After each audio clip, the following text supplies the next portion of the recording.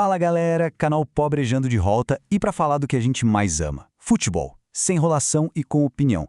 Já deixa o like, se inscreve e bora! A gente está continuando aquela nossa série sobre os eventos que marcaram as Copas ao longo dos anos e hoje o papo é sobre as maiores goleadas. Aqueles jogos que, vamos ser sinceros, viraram verdadeiros massacres históricos. Vamos falar dos recordes oficiais, mas já aviso que aquela goleada famosa que todo mundo tá pensando vai ganhar um vídeo só pra ela mais pra frente, beleza? Olha, essa frase aqui resume tudo, né?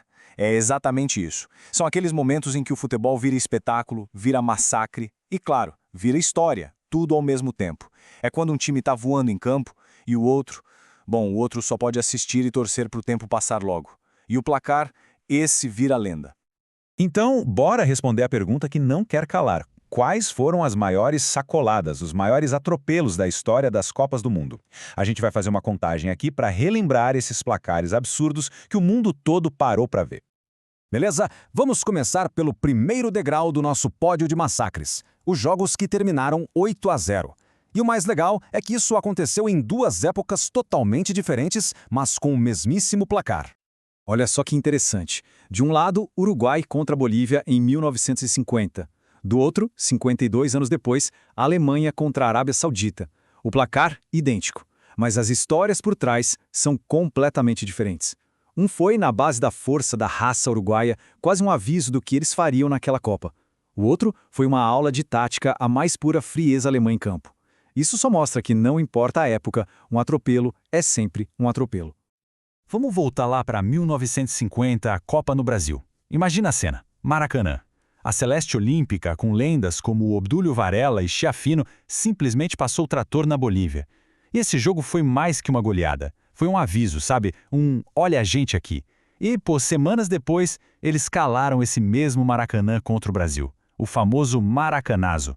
Esse 8-0 foi só o começo do estrago.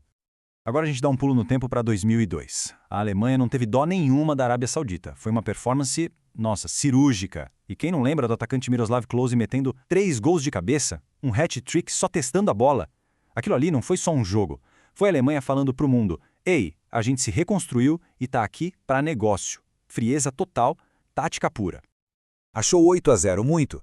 Então se prepara, porque agora o negócio fica ainda mais sério. Vamos subir o nível, falar dos placares de 9 gols de diferença. Aí a coisa já vira lenda, né? Não tem jeito. Copa de 74, Iugoslávia contra Zaire. Esse jogo foi a prova viva, o símbolo da diferença técnica absurda que podia existir entre as seleções naquela época.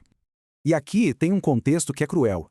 Era a primeira Copa do Zaire na história, a estreia dos caras. A Iugoslávia começou a fazer gol e simplesmente não parou mais. A situação foi tão feia que no segundo tempo dizem que os iugoslavos combinaram de tirar o pé, por respeito. Mesmo assim, fechou em 9-0. Imagina só que estreia.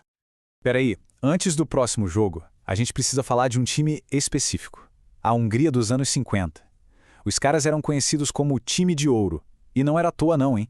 Liderados por um gênio chamado Ferenc Puskás, essa seleção é, para muitos, uma das melhores que já pisou num gramado. Guardem bem esse nome, Hungria. Pois é. E foi esse time lendário que, em 1954, deu um verdadeiro show para cima da Coreia do Sul. Outro 9-0 para conta da história.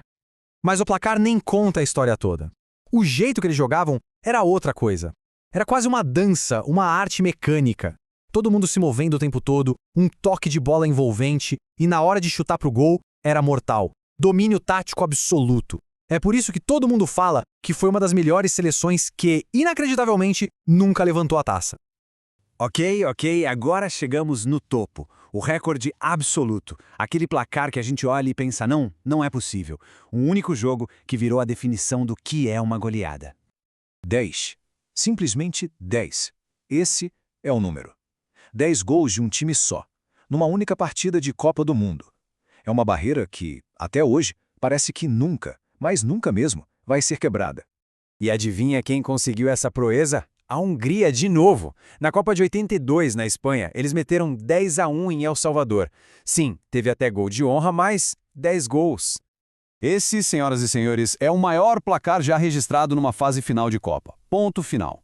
A Hungria daquele ano jogava um futebol rápido, inteligente e letal. E El Salvador, coitado, entrou para a história pelo lado errado, né? Acabou sendo só um detalhe nesse recorde absurdo, que é a prova mais cruel de como a diferença de nível pode ser gigante no futebol. Mas afinal, o que um placar elástico desses realmente representa? É só um número no placar e pronto? Claro que não, é muito mais do que isso.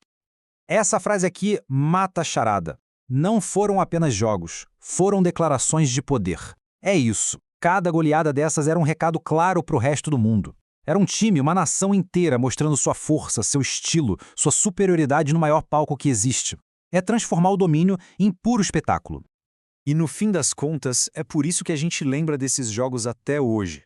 Porque por trás de cada placar histórico tem uma história.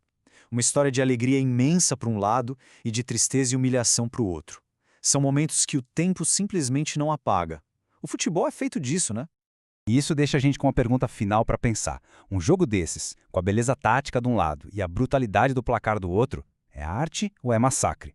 Talvez a magia do futebol seja exatamente essa, a capacidade de ser as duas coisas ao mesmo tempo. Comenta aqui embaixo e compartilha. Aqui é o Pobrejando, futebol raiz, resenha sincera e opinião sem filtro. Até a próxima.